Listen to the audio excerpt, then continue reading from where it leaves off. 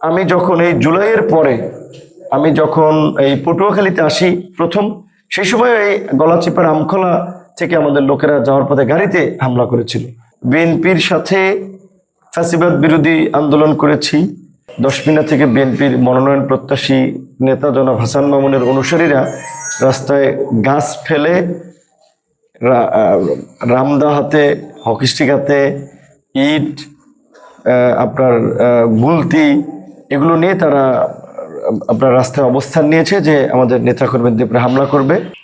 গণ অধিকার পরিষদের নেতা জনাব বাদল মেম্বারের স্মরণসভা গলাচিপা উপজেলার পাতাবুনিয়া বাজারে সন্ধ্যার পর অনুষ্ঠিত হয়েছে। আমরা সেই সমাবেশ শেষে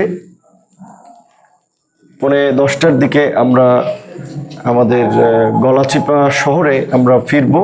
সেই মুহূর্তে আমরা জানতে পারি যে এই গলাচিপা দশমিনা থেকে বিএনপির মনোনয়ন প্রত্যাশী নেতা জনাব হাসান মামুনের অনুসারীরা রাস্তায় গাছ ফেলে,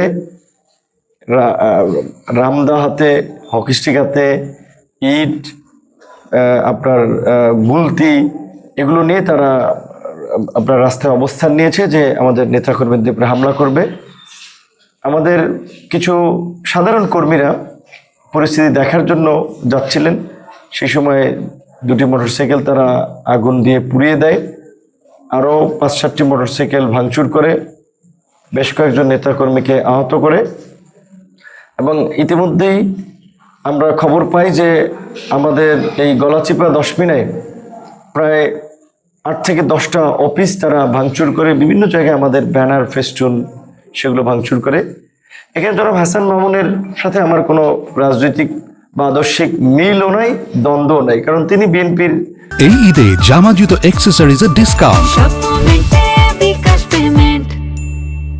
কেন্দ্রীয় নেতা, আমি একটা দলের সভাপতি, মিলের জায়গায় এটুকু আছে যে আমরা গণ অধিকার পরিষদ বিএনপির সাথে ফ্যাসিবাদ বিরোধী আন্দোলন করেছি, রাজপথে লড়াই সংগ্রাম করেছি, এখনো বিভিন্ন ইস্যুতে, রাষ্ট্র সংস্কার, নির্বাচন, মৌলিক ইস্যুতে আলাপ আলোচনার মধ্যে দিয়ে একসাথে কাজ করার চেষ্টা করি জাতীয় পর্যায় থেকেও।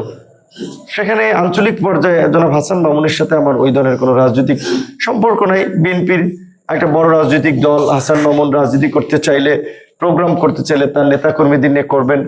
কিন্তু আমি যতদূর জানতে পেরেছি যে আমরা যখনই এলাকায় আসি, একটা গণসংযোগ হয়, সাধারণ মানুষ এলাকার সন্তান হিসেবে তাদের যে একটা দেখার আগ্রহ, তারা আগে পত্রপত্রিকা দেখেছে, টেলিভিশনে বক্তব্য শুনেছে, একটা গণজোয়ার তৈরি হয়। এইটা দেখে মূলত তারা আসলে এই ঈর্ষান্বিত হয়ে এই আমাদের নেতাকর্মীদেরকে হুমকি দেওয়া, বিভিন্ন জায়গায় হামলা করা, এই কাজগুলো করছেন। বিশেষ করে আমি যখন এই জুলাইয়ের পরে আমি যখন এই পটুয়াখালীতে আসি প্রথম, সেই সময় এই গলাচিপার আমখোলা থেকে আমাদের লোকেরা যাওয়ার পথে গাড়িতে হামলা করেছিল। এবং গত রোজার ঈদেও দশমিনার আলীপুরাতে আমাদের নেতাকর্মীদের খেলায় তারা সেই স্টেজ বেস্টেজ ভাঙচুর করে, এইবার ঈদের আগে এবং আসার পরেও আমাদের কয়েকজন নেতাকর্মীকে মারধর করে। এবং আজকে দুপুরবেলা আমাদের নেতা কর্মী সহ আমরা যখন এই গণসংযোগে আসতেছিলাম গলাচিপাতে, তারা সেখানে একটি হামলা করতে চেয়েছিল, আমাদের লোক সংখ্যা বেশি থেকে পারে নাই। তো এখন একটা ঠুনকো অভিযোগ তুলে যে তারা আজকে এই পরিস্থিতি তৈরি করলো।